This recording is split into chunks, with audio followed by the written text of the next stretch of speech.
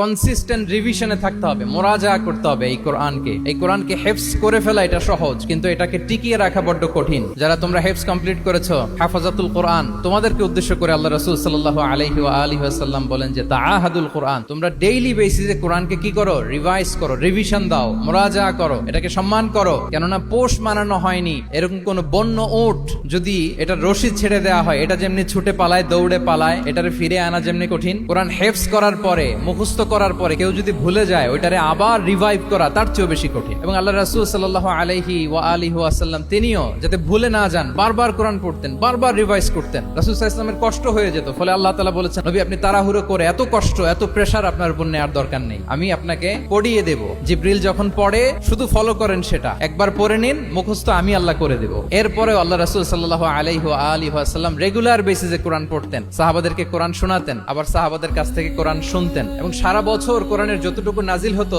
রমাদান আল মুবারাকে জিবরিল আলাইহিস সালামের সাথে রিভিশন করতেন। যে বছর তিনি ইন্তেকাল করবেন, ওই বছর দুইবার তিনি গোটা কোরআনকে জিবরিল আলাইহিস সালামের সামনে পেশ করেছেন, শুনিয়েছেন। তাহলে এটাই হচ্ছে সুন্নাহ। তিনি তো পৃথিবীর প্রথম হাফেজ নাকি? উনি রেখেছেন কিভাবে কোরআনকে? প্রিজার্ভ করেছেন কিভাবে? রিভিশনের মাধ্যমে। You have to revise a lot, you have to recite a lot. এটা আমাদের মনে থাকবে তো নাকি? ইনশাআল্লাহ বিইذনিল্লাহ।